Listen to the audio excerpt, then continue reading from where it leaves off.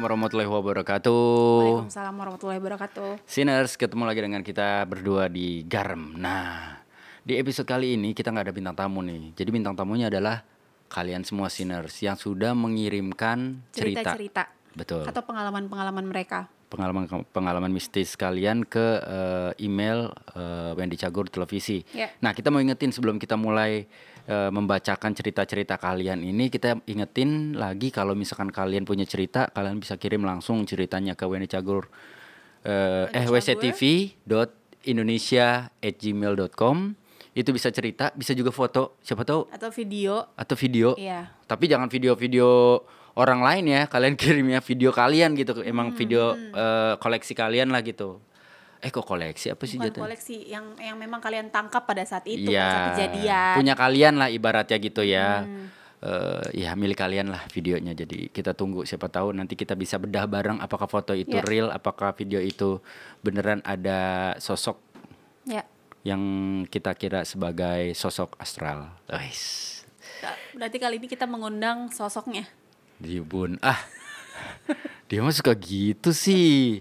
Jangan gitu-gitu Males gue. Enggak, sebenarnya Sinners ini harus tahu nih, setiap selesai syuting Garam tuh, setiap selesai kita ngobrol di Garam tuh pasti ada aja yang terjadi gitu, terutama sama Ayu gitu. Jadi ya. Coba cerita yang waktu pengalaman terakhir dong. Pengalaman terakhir mana? Pengalaman terakhir kita di kantor di sini. Oh, oke. Sebelum kita bacain cerita-cerita yang udah masuk nih, kita akan bacain 4 cerita yang akan masuk. Gue 2, Ayu 2. Terakhir itu waktu kita ada bachelor partinya Yuda, salah satu kru kita yang kemarin tanggal berapa? 10 ya? 10 Juli menikah. Nah, kita bikin bachelor party kecil-kecilan gitu lah. Maksudnya cuma kumpul-kumpul doang.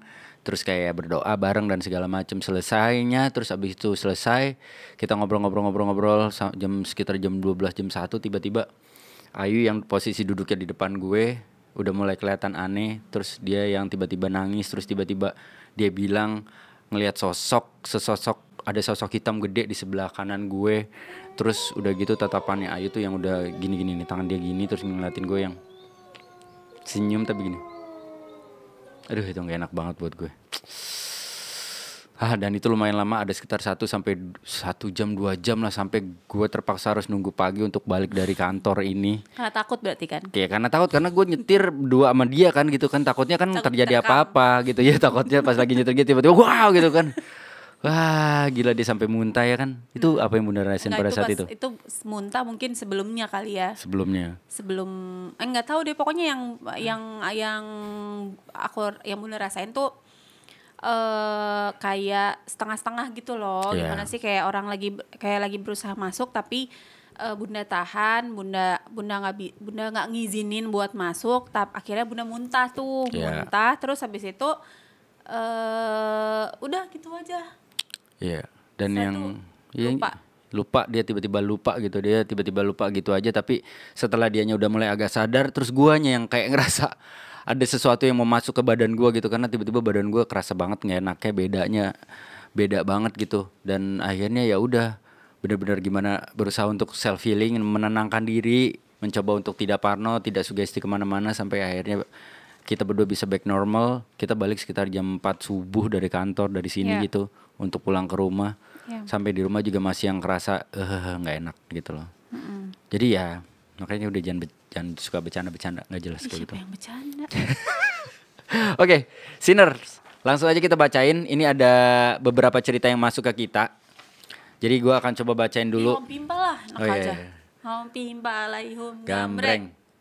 Gimana sih? Hom pimpa alaihum gambreng. Iya Kak. Berarti siapa duluan, Bunda duluan ya? Iya. Enggak ada serem-seremnya tuh. Masa sih? Iya tadi pas kita gambreng. Ya lagian Bunda pakai gambreng udah duluan aja. Cerita kesurupan dan jatuh dari motor. Itu dibacain gak sih, dari siapa? Bacain aja. Dari Itsiswa. Assalamualaikum Sinners dan Kang Wendy. Perkenalkan, nama gue Hamzah. Ini pengalaman pribadi gue sama nyokap. Oke. Jadi nyokap gue waktu itu sering banget kesurupan. Wah, Mungkin ini kesurupan paling serem yang gue alami sama beliau. Kejadiannya saat gue jemput ibu gue pulang kerja di perumahan. Kejadiannya maghrib di bulan puasa, berarti baru dong. Baru. Nah tapi nggak tahu bulan puasa kapan nih. Oke, ya. Kan tempat kerja nyokap tuh nggak terlalu jauh. Biasanya gue lewat jalan umum yang rame dan biasanya dilewatin warga lain. Oke. Cuman saat itu inisiatif lewat jalan pintas dan biar cepat nyampe rumah dan gak muter-muter. Jalannya lewatin perumahan yang belum kelar, lewat tanjakan sama pohon bambu pokoknya. Saat ada tanjakan, di samping jalan ada sumur tua dan ada pohon bambu. Nyokap turun dari motor karena motor gue gak kuat buat nanjak. Tanjakannya karena cukup curam. Akhirnya nyokap duluan jalan tuh. Gue senterin dari belakang pakai motor. Nah saat udah nanjak dan di jalan yang rata, nyokap naik motor lagi tuh.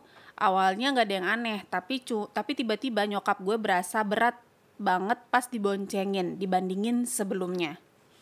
Berarti dia udah ngikut. Pas jalan kira-kira 100 meter, emak gue tiba-tiba pingsan sampai gue juga jatuh dari motor. Wah ini yang serem nih. Ini serem, bisa membahayakan kan? Itu motor lampu depannya sampai jumping. Wah. Motor sampai jumping gini maksudnya. Motornya sampai jatuh gitu. Iya jumping. Ini kagak ada serem-seremnya nih jadinya nih dia masuk kagak. Nggak usah dibahas itunya. Ya pokoknya ibaratnya kan karena nyokapnya terasa lebih berat. Jadi otomatis kalau kita ngomongin logika, nih anaknya jatuh juga, motornya jatuh juga, kejengkang gitu loh. Istilahnya kejengkang gitu. Kayak lebih nggak banget bahasanya kejengkang. Iya, biar orang pada nangkep. Terus jatuhnya pas di bawah pohon bambu lagi. Di kiri kanan gak ada orang, rumah juga cukup jauh. Soalnya lewatin kebun. Sampai 15 menit gue angkat nyokap dan minta tolong, gak ada orang yang dengerin. Serem banget itu. Sampai akhirnya ada juga orang yang bawa motor lewat dan bantuin angkat nyokap ke rumah warga yang deket situ. Dan di situ nyokap gue beratnya minta ampun, udah digotong 4 orang aja gak kuat. Terus minta warga lain buat gotong. 4 orang gak kuat. Oke. Setelah di rumah warga, nyokap gue mulai dibacain ayat-ayat kursi dan lain-lainnya. Kebetulan ada ustadz yang lagi imamin taraweh. Gue jemput dan minta bantuan buat sadarin nyokap gue. Tapi gak sadar-sadar. Gak lama kemudian nyokap gue ketawa kenceng banget kayak kuntilanak. Yang tadinya warga megangin buat nyadarin pada lepasin semua karena takut. Terus nangis yang kencang, terus ketawa lagi dengan tatapan mata yang kosong. Oke lah, fix ini kesurupan, kata gue. Habis kuntilanak keluar, ada lagi yang masuk yang lain. Sampai jam 10 malam baru kelar untuk nyadarin mamahnya itu. Itu juga manggil orang yang biasa nyembuhin nyokap gue yang kesurupan. Ternyata nyokap gue saat itu lagi datang bulan dan pikirannya kosong. Dan saat lewat tanjakan dan sumur tua itu, si Kunti ikut nemplok di punggung nyokap gue sampai nyokap gue jatuh pingsan dan kesurupan. Mungkin itu cerita serem versi gue yang real terjadi. Kejadian di daerah Jonggol, Kabupaten Bogor. Dan masih banyak cerita lainnya. Terima kasih. Dia kayaknya ngirimin foto nih. Ini kayaknya ada kiriman foto nih. Ya nanti kalau misalkan memang kita cek lagi di emailnya, kalau memang ada fotonya bisa ditayangin. Ya entah itu foto entah itu video tapi. Ya. Nah kalau menurut Bunda berarti pada saat itu ibunya udah kerasa berat, itu berarti sudah nempel tuh. Udah. Sampai berganti-ganti. Bisa kan lagi kebuka ibaratnya. Kayak waktu itu Bunda. Dia lagi kebuka. Jadi siapapun yang mungkin bisa, ibaratnya dia lagi lemah dan lagi kebuka, mungkin siapapun yang ada di situ bisa masuk. Bisa berganti-ganti. Itu sebenarnya orang-orang yang seperti itu memang punya daya tarik ya Bun. Menurut pengalaman Bunda nih sebagai magnet. Kalau kita misalnya dalam satu ruangan nih kita berlima misalnya, terus satu orang yang lain nggak bisa, cuma satu orang yang bisa. Ya. Nah yang otomatis semua akan ke orang itu. Iya dong. Otomatis karena si maaf gitu setan-setannya tahu gitu, artinya tahu kalau ini orang bisa tahu. Gitu ya. Mungkin akan jadi pusat perhatiannya mereka. Kalau nih si ini tahu kalau kita gini gitu mungkin. Iya. Dan mungkin juga ibunya siapa tadi namanya? Hamzah. Ibunya Hamzah mungkin termasuk ke karakter orang-orang yang mudah didekati atau mudah untuk ketempelan lah dalam tanda kutip gitu loh, sampai akhir bisa berganti-ganti suara segala macam. Karena Bunda juga waktu itu pernah ya ngalamin ya yang ganti-ganti suara ya. Iya, waktu itu diminta diobatin kan, lagi minta diobatin sama salah satu supir kita dulu ya. Ya, mas supir kita, dia punya Pak D, dia punya ibarat punya om lah. Karena waktu itu Ayu tiba-tiba lagi ngerasa ya ada sesuatu lah ibaratnya. Akhirnya omnya driver pada saat itu datang ke rumah. Terus tapi yang keluar suara beda-beda itu bukan Bunda ya. Si omnya ini, si Pak D-nya ini. Jadi si Pak D-nya ini cowok, terus dia ya Pak D cowok lah ya gitu ya. Medianya dia ya. Medianya dia. Jadi tiba-tiba begitu berusaha menyembuhkan Ayu pada saat itu karena ngerasa bahwa ada ya sesuatu yang menempel di dia, itu si Pak D-nya itu tiba-tiba kayak berubah-ubah suara kan. Suara apa aja Bun? Waktu itu suara apa sih, harimau, terus ada suara ibu-ibu tapi bahasa Jawa. Gitu. Okay. Terus apa lagi gitu, udah lupa, ada beberapa macam jenis. Ada beberapa jenis. Ya itu, tapi ya nggak apa-apa. Selama kita tidak mengganggu kan nggak apa-apa. Ya semoga Hamzah sama ibunya tidak mengalami hal seperti itu lagi gitu. Cukup sekali aja gitu. Kalaupun terjadi lagi berarti memang ya balik lagi. Ibunda dari Hamzah memang punya daya tarik tersendiri buat saudara-saudara kita yang berbeda alam ini untuk kayak bisa mendekat ataupun mungkin bisa nempel lah dalam tanda kutip ke ibunya Hamzah. Dan mungkin juga kalau ibunya Hamzah mau diobatin mungkin ditutup atau diobatin seperti apa kan bisa tuh. Karena kasihan juga kan kalau udah tua ya. Itu kasihan banget. Tapi mungkin buat Hamzah biasanya kan itu turunan ya. Biasanya itu menurun ke anaknya. Siapa tahu suatu saat nanti Hamzah yang ngalamin hal itu. Tapi moga-moga sih ya. Jangan. Ya. Moga-moga sih nggak ngalamin lah ya. Oke, itu cerita dari Hamzah. Gue akan bacain cerita kedua ini dari Neng Shell. Nama saya Non Shelna. Ya asik, Non Shelna. Non Shelna, panggilannya Non. Ya, Shell kayaknya. Neng Shell kayaknya. Halo, ceritanya, nama saya Non Shelna. Ceritanya saya punya temen udah kayak adik sendiri karena dia lebih kecil dari saya, padahal umurnya tuaan dia. Oh, gimana tuh? Punya temen udah kayak adik sendiri karena dia jauh lebih kecil. Oh, lebih kecil secara fisik ya. Namanya Elisa. Kejadiannya malam Jumat di rumah dia. Di rumah saya.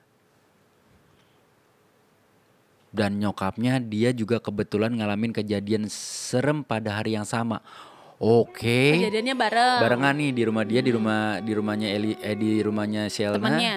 Dan juga nyokapnya juga kebetulan ngalamin kejadian yang serem. Saat itu Elisa meminta saya untuk datang ke rumahnya, nemenin dia. Karena kebetulan dia sangat penakut sekali kalau sendirian di rumah. Sama sih, saya juga agak penakut sebenarnya. Cuma karena dia takut, makanya saya agak berani sedikit. Banyakan takutnya. Saat itu bokap dan adiknya Elisa belum pulang kerja. Dan nyokapnya ada pengajian rutin ibu-ibu setiap malam Jumat habis Isya di masjid dekat rumahnya. Dan pulang ngajinya itu sekitar pukul 20.30. Nah, kita tuh anaknya sok berani banget ya. Padahal sama-sama penakut, tapi gayanya cerita yang serem-serem mulu. Kalau udah ketemu, bingung deh. Ada aja yang diceritain. Kebetulan saya kebelet pipis nih.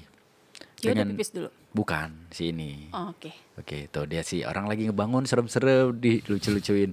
Ya tapi ini dengerinnya pada saat hari malam Jumat ya. Iya. Didengerin juga ini serem. Ya, jadi makanya nggak usah dibercanda-bercandain. Jadi tetap harus ada yang bikin senyum gitu, gitu loh. Kebetulan saya kebelet pipis nih. Dengan pede, saya ke kamar mandi, dia sendiri. Lagi-lagi sok berani. Nah, pas di kamar mandi saya dengar ada suara cewek. Entah nangis, entah ketawa. Tapi suaranya pelan banget. Konon katanya kalau suaranya jauh kan katanya deket tuh. makhluknya. Akhirnya saya buru-buru bersih-bersih dan kembali ke kamar.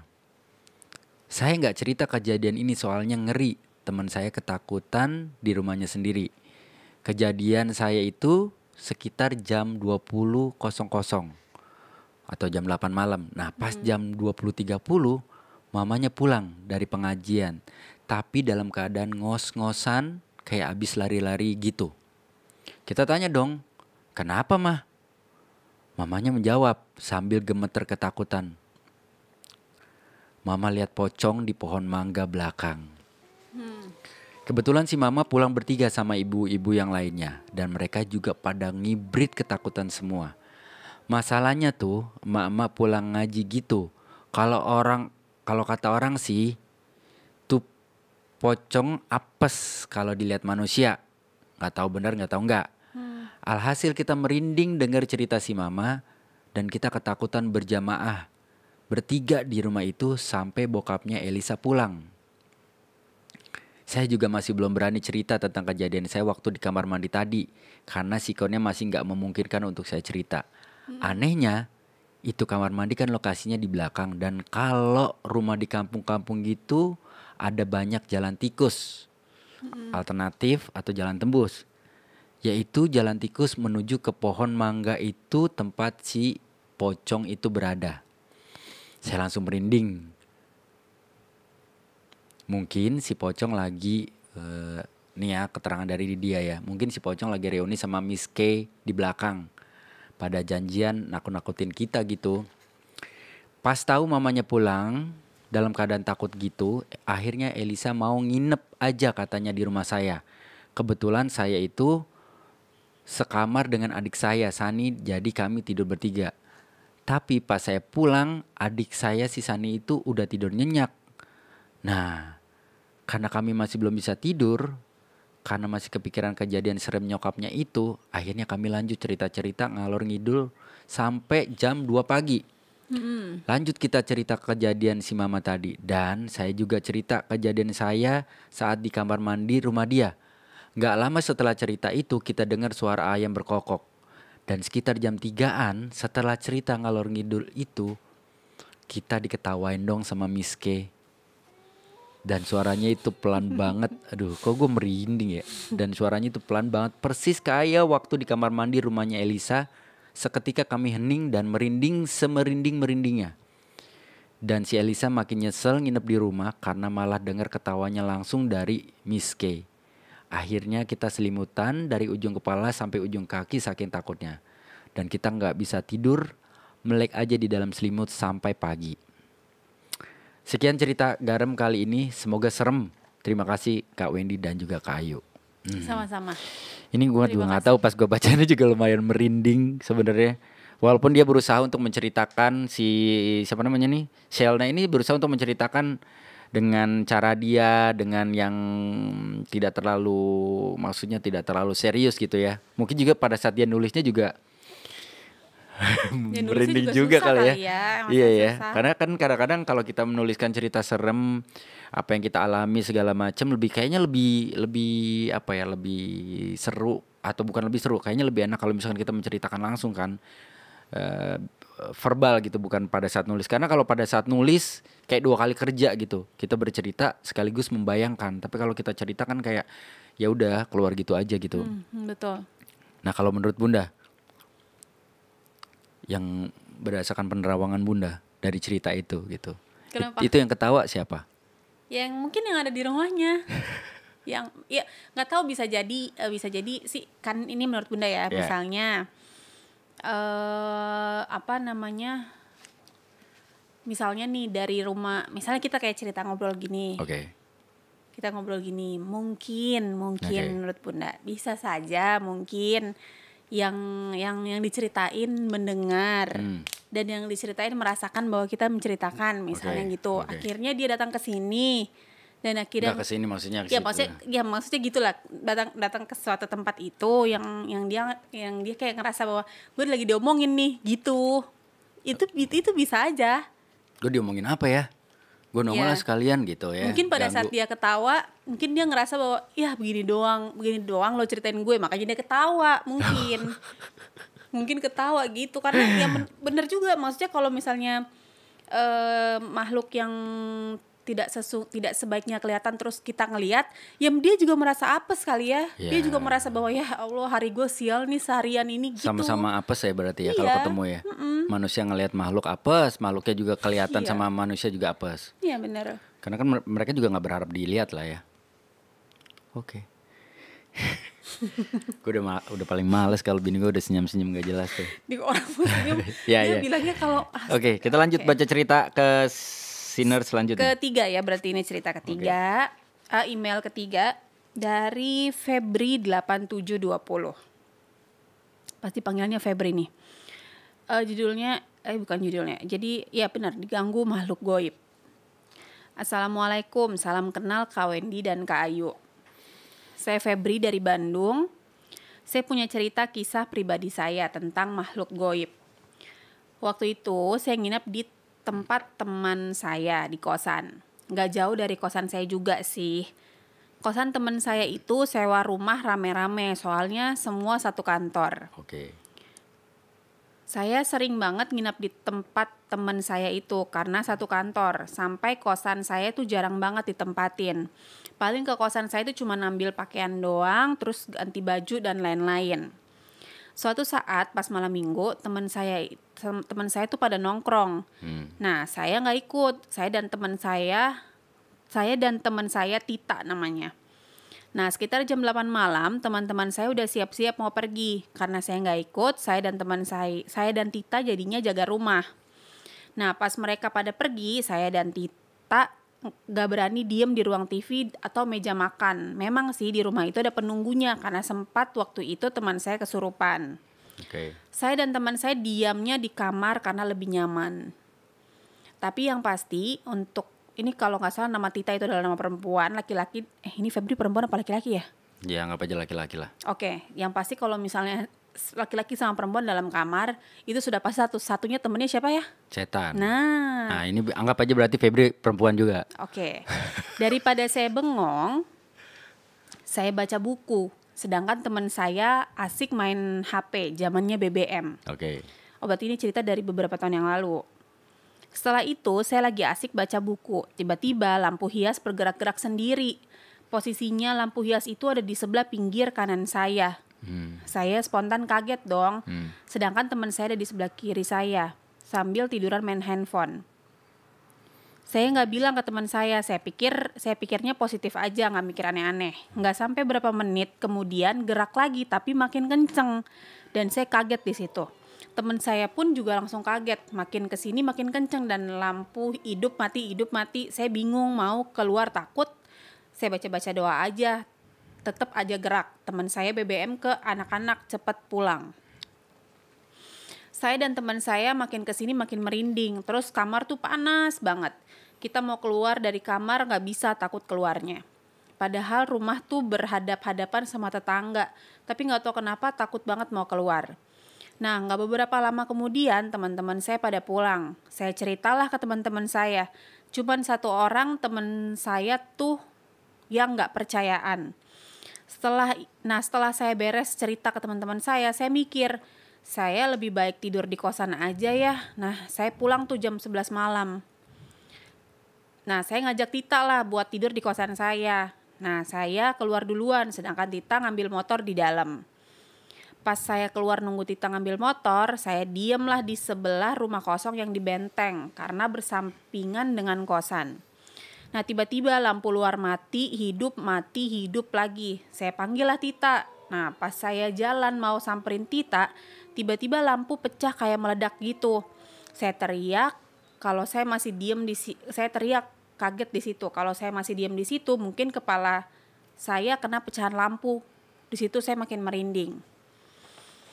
Nah setelah saya pergi sama Tita, pas sudah sampai kosan saya kan di atas. Pas saya jalan naik beberapa tangga, kok kosan saya di dalam kayak rame ya, saya sama Tita bengong. Karena dia tinggal kan kosannya berarti sepi dong. Saya jalan pelan-pelan, saya penasaran beraniin diri. Saya ambil kunci, buka pintu, ternyata suara TV nyala kenceng banget. Sedangkan saya pergi, TV selalu saya matiin. Berarti dia pulang pada saat si TV-nya nyala berarti. Mau balik lagi ke rumah temen tapi udah malam. Terpaksa saya tidurlah di kosan. Nah setelah kejadian itu kosan saya jadi sering banget digangguin. TV mati sendiri malam padahal nggak di waktunya. Kadang nyala, kadang siang bolong botol tiba-tiba jatuh. Terus saya lagi tiduran, saya dilempar pakai tutup botol aqua. Saya kebangun tengah malam ada yang mainin kunci lemari. Saya tidur aja lagi, untung posisinya saya lagi ngantuk. Saking seringnya saya diganggu, jahil banget jadinya saya masa bodoh. Yang penting jangan ditampakin aja langsung. 1 tahun kemudian saya pindah aja dari kosan situ. Dari situ saya udah gak pernah digangguin lagi. Terima kasih. Kalau zaman Bunda ngekos dulu waktu kuliah suka digangguin juga gak kayak model kayak gitu? Gak ada kan, takut. Siapanya? Setannya. Enggak ada. Kalau pas waktu Bunda di kosan tuh pada saat masih zaman kosan nggak pernah. Tapi beberapa kali selalu gitu ngelihat ada orang di luar gitu doang sih, kayak orang lagi ngelihat ke dalam gitu. Di luar bapak kosan ya. Bukan itu. Tapi ada beberapa kali misalnya kayak mau tidur malam tuh. Jadi kan karena saking deketnya Bunda sama orang di depan Bunda di beberapa teman kosan situ. Jadi kalau misalnya takut gitu, Bunda cuman buka pintu terus nanti sambil ngobrol habis itu udah tidur. Ngantuk, gitu. Tidur, iya. Gitu sih, tapi nggak apa-apa. Iya, tapi alhamdulillah juga berarti waktu zaman gua juga masih ngekos. Oh iya, pernah ngekos ya? Pernah. Sebentar doang sih. Ngekos tuh udah mulai begitu udah mulai terjun ke dunia entertain tuh. Tapi masih kuliah pada saat itu. Akhirnya punya duit tuh buat ngekos gitu. Tapi aman-aman aja sih, nggak digangguin sama makhluk gitu.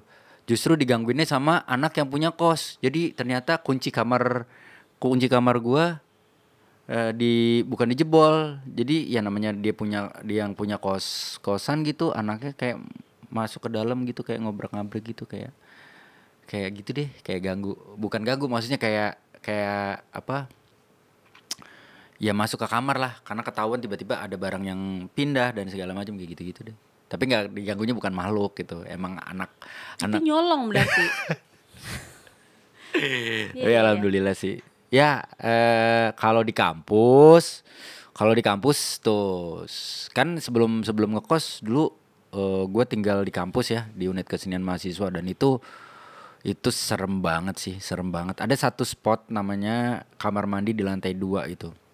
Itu biasa mandi di situ dan itu gelapnya luar biasa, kotornya luar biasa. Nggak kotor sih ya, maksudnya kalau secara bentuk tuh berjamur segala macam gitu loh.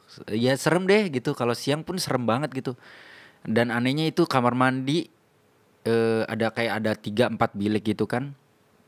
Kamar mandinya juga kamar mandi kayak ada bak mandinya kecil, terus ada toilet jongkok gitu kan. Terus pencahayaannya juga nggak ada. Setiap kali diganti lampunya pasti mati. Jadi kayak udah menetap. Iya, kayaknya emang nggak mau terang itu tempat gitu kan. Jadi bahkan pernah juga waktu itu tiba-tiba lagi nongkrong gitu, kayak ada yang ngelempar kerikil gitu dari dalam keluar, terus kita yang pada kabur. Tapi ada kerikilnya? Ngelihat? Nggak sampai keluar, cuma bunyi kayak kerutak gitu, tak gitu kan. Gitu sih kalau ya ada cerita itulah gitu. Oke. Ya moga-moga sih, ya mungkin itu memang karena kondisinya tempatnya Febri, kosannya Febri memang ada. Ya di setiap tempat kan udah pasti ada ya. Jadi ya beruntung lah ketika pindah kosan ternyata tidak digangguin lagi gitu. Berarti kan masalahnya memang ada di tempatnya, bukan di orangnya gitu. Kalau di orangnya begitu pindah kosan pasti akan tetap diikutin, pasti akan tetap digangguin gitu. Oke Niki, Siners, ini cerita terakhir yang mau kita bacain. Ini lumayan panjang. Ini dari Mas Ian. Oke, kita baca ini langsung. Assalamualaikum warahmatullahi wabarakatuh, Bang Wendy. Perkenalkan, nama saya Ian. Saya tinggal di Bogor. Jadi pengalaman misteri saya bermula dari saya berumur kurang lebih 13 atau 14 tahun. Bapak saya itu orang Jawa dan masih kental dengan hal mistis. Bisa dibilang orang yang dituakan atau punya kelebihan. Kalau saat satu suro atau malam suroan, banyak benda-benda pusaka yang suka dititipkan ke bapak saya untuk dimandikan, Bang. Nah, saat malam hari, saat sudah melewati malam satu suro, masih ada sisa pusaka yang belum diambil oleh pemiliknya. Tapi saya nggak mikir yang aneh-aneh atau takut karena sudah terbiasa hampir setiap tahun saat satu suro, bapak saya selalu memandikan benda-benda pusaka yang umurnya sudah ratusan tahun. Saat itu saya sudah ngantuk dan ingin tidur. Saya gelar karpet tidur dengan bapak saya posisinya di ruang tamu. Karena saya nggak punya kamar sendiri. Bapak saya itu punya peliharaan burung perkutut. Nah, burung tersebut kalau malam hari tidur di kurungan, diem, dan tidak bunyi pada umumnya. Tapi entah kenapa malam hari itu burung perkutut peliharaan bapak saya kelubrukan terus dan ada yang bunyi. Kelubrukan tuh kayak nggak bisa diem kayaknya. Seperti ada yang lewat di bawah kandangnya atau ada yang mengusiknya. Saya masih tetap santai dan tenang karena di sebelah saya ada bapak. Tapi burung tersebut masih berisik, kelubrukan kayak takut. Dan akhirnya bapak saya ngomong, "Ojo ganggu anak istri saya." Itu kata bapak saya. Langsung seketika burung tersebut diam. Entah bapak saya ngomong ke siapa. Saat itu sudah semakin malam dan saya mulai tertidur pulas dengan bapak yang posisinya ada di sebelah saya. Setiap tidur saya dan bapak biasa untuk mematikan lampu, jadi otomatis keadaannya gelap. Saat sekitar jam 2 tengah malam, saya terbangun karena kebelet buang air kecil. Saat posisi bangun saya melihat sosok ada yang tidur di sofa kursi panjang yang ada di ruangan tamu rumah saya. Spontan saya mikir itu bapak saya. Mungkin bapak kedinginan tidur di bawah beralaskan karpet dan pindah ke sofa panjang. Cuma ada yang janggal dalam hati saya. Saat saya bangun dan jalan ke kamar mandi, di pikiran saya kok aneh ya. Bapak kok tinggi banget. Kepalanya di gagang sofa dan kakinya sampai melewati gagang sofa juga. Cuma saya nggak terlalu peduli. Saat mau masuk kamar mandi, pintu tertutup di dalamnya. Dan ternyata ada bapak saya. Di kamar mandi. Sampai saya nanya, "Ini bener bapak?" Dan bapak pun menjawab, "Iya, kenapa?" Karena saya bingung dan yang tadi di depan tidur di sofa itu siapa? Dan langsung seketika rasa ingin buang air kecil hilang. Saya langsung buru-buru masuk ke kamar ibu saya dan lanjut tidur sama ibu saya. Saat pagi hari saya cerita dan ibu saya pun dikasih lihat lewat mimpi. Banyak anjing hitam serta orang hitam yang saya lihat itu juga ada di dalam mimpi tersebut. Kalau bapak saya bilang, dia senang mengucapin terima kasih karena sudah dirawat. Dan sampai saat ini, saya keterusan gampang melihat makhluk seperti itu. Mungkin keturunan atau apa, saya juga masih bertanya-tanya. Mungkin sekian pengalaman misteri saya. Terima kasih. Wassalamualaikum warahmatullahi wabarakatuh. Waalaikumsalam warahmatullahi wabarakatuh. Wah, lumayan merinding gue bacanya. Serem banget sih. Gue ngebayangin kayak ngelihat sosok bapaknya ternyata panjang banget dari ujung ke ujung. Dan sepanjang manusia normal kan paling berapa sih ya? Mungkin semeter kali ya.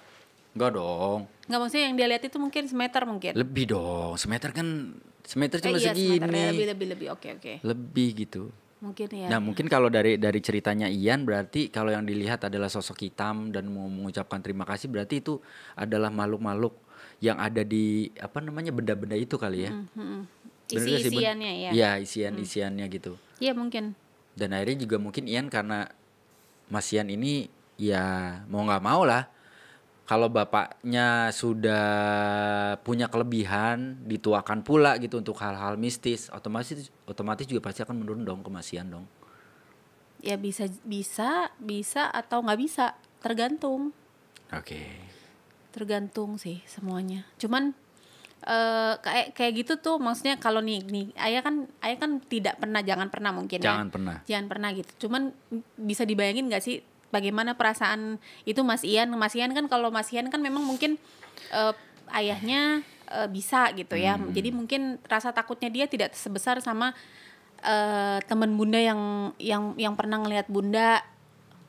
Kayak inget nggak teman bunda ngelihat teman bunda, mbak kita ngelihat wujud bunda. Kayak bisa dibayangin nggak? Maksudnya ayah bisa, misalnya nih ayah diwujudkan gitu tiba-tiba gitu kayak gitu. Apa yang ayah lakuin? Selain pingsan ya, jangan pingsan. Nggak tahu sih, amit-amit lah, jangan sampai kejadian sih. Maksudnya udah sering juga dengar cerita kayak gitu, kayak ditampakin bentukan-bentukan yang sama persis dengan kenalannya, kerabatnya, saudaranya atau siapapun gitu kan. Dia ya kayak beberapa waktu yang lalu aja gitu sempet tuh gue sama Mimin waktu itu kita lagi ngobrol buat persiapan syuting Deg-Degser gitu, tiba-tiba ada istrinya Yuda, kru kita gitu, yang tiba-tiba kita berdua nih di dalam ruangan editing gitu, kita berdua lagi ngobrol gitu kan, gue sama Mimin, tiba-tiba istrinya Yuda, Dona, masuk, buka pintu, cekrek masuk, nggak ngomong nggak apa, cuma bersenandung, nah. Allah, bunda narik napas gitu. Ya Allah, kedengeran nih, sensitif banget di kuping gue. Jadi dia coba, ayo tadi coba. Aduh ya Allah, ini soalnya lagi ngebayangin Bun, karena pada saat itu Dona cuma masuk, Dona cuma masuk terus cuma nah ngambil sesuatu terus keluar lagi, nah nggak negor, nggak nyapa, terus tiba-tiba gue sama Mimin yang tatap-tatapan, terus Mimin ngomong gini, Pak Wen, itu Dona bukan? Hah, nggak tahu kenapa emang? Kok nggak ngomong ya? Kok dia nggak nyapa ya? Dia cuma nyanyi bersenandung, terus tiba-tiba ke dalam, terus tiba-tiba keluar. Udah, gara-gara itu akhirnya gue sama Mimin langsung keluar dari ruangan itu. Nah itu aja mungkin Dona memang nggak kenapa-napa gitu kan ya. Itu aja kerasa ya begitulah, nggak enak gitu. Apalagi orang-orang yang makhluk-makhluk yang menampakkan wujud, terus tiba-tiba nggak ngapa-ngapain gitu, cuma diem ya kan. Kayak Bunda sering kali diperlihatkan seperti itu. Ya benar. Apa sih Bun? Nggak, Bunda ketawa sama ayah, kaget sendiri. Kaget karena pada lagi konsentrasi, lagi konsennya cerita, Bunda tiba-tiba gitu kayak gitu tuh langsung, di kuping tuh sensitif Bun. Ya udah. Sinners. Sebenarnya masih banyak lagi cerita-cerita yang masuk, banyak banget yang masuk, cuman kita nggak bisa baca satu persatu. Iya, di dalam satu episode ya maksimal kita akan bacain 4 lah, 3 sampai 4 cerita lah gitu. Sebenarnya balik lagi, gue bikin konten garam ini sebenarnya ini salah satu media gue untuk terapi ketakutan gitu loh. Gue belajar untuk mengontrol ketakutan gue walaupun iya. Beberapa kali kan, jujur kan, Ayo udah ngomong, udah Ayo nggak mau syuting garam. Bener gak? Jujur gak? Ya benar. Cuma akhirnya ya mungkin ya ini mungkin salah satu terapi Ayah untuk bukan sok berani, tapi belajar untuk bagaimana mengontrol ketakutan, bagaimana berusaha untuk belajar makin tahu, makin sadar bahwa yang terjadi, apalagi begitu banyak sinners yang ngirimin cerita-cerita gitu kan, itu kan jadi apa ya, jadi masukan juga buat gua untuk bagaimana bersikap, bertindak di sebuah tempat, di sebuah daerah yang pasti kan kita juga pasti dikasih tahu lah kalau misalkan kita harus punya etika dalam bersikap gitu loh, terutama sih gitu. Jadi dan yang pasti terima kasih sekali lagi buat teman-teman, buat sinners yang udah ngirim ceritanya. Betul. Jangan lupa kalian bisa kirim cerita kalian ke wctv.indonesia@gmail.com. Kalau punya foto di sini. Ya, kalau punya foto, video, apapun itu bisa kalian kirimin biar kita bisa lihat. Ya kan? Iya betul. Terus kalau misalkan kalian juga punya waktu, punya keberanian, kalian bisa ngirimin cerita kalian, langsung kalian bercerita lewat video. Kirim videonya ke email kita juga, ke wctv.indonesia@gmail.com. Ya daripada kita bacain, mendingan kalian yang ceritain sendiri, nanti kita tayangin di sini. Kita sambil dengerin cerita kalian. Siapa tahu, ya kan? Itu kan akan jauh lebih seru. Jadi muka kalian juga kelihatan tuh, ya kan?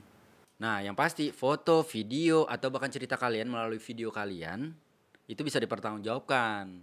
Jangan mentang-mentang kita minta kalian kirimin cerita gitu atau foto atau video, kalian ngambil, kalian Ternyata googling. cerita orang lain. Punya orang lain. Kita nggak ya di googling. ya, Gitu. kita nggak bertanggung jawab ya kalau misalkan tiba-tiba oh ini ternyata ini segala macam.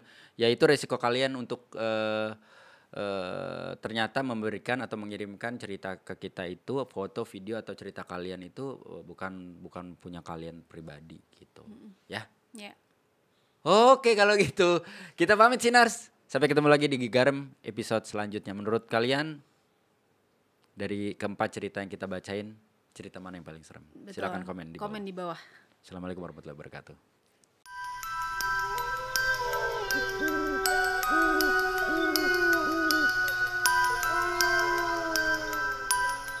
Oke Sinners, jangan lupa gue pengen ingetin kalian buat ngirimin foto yang mungkin menurut kalian ada sosok yang bisa kita bahas, apakah itu memang makhluk astral atau bukan, atau juga mungkin video dan juga cerita kalian. Cerita kalian bisa kalian kirim dalam bentukan tulisan ke email kita atau dalam bentuk kalian menceritakan sendiri kejadian yang kalian alami.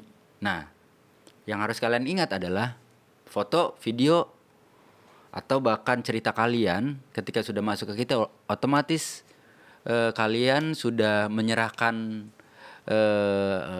atau memberikan persetujuan kepada kita untuk mempublish apapun yang kalian punya gitu. Jadi yang pasti kita hanya mengajak kalian untuk mau berbagi cerita, mau berbagi kisah kalian dan kita nanti akan bacakan.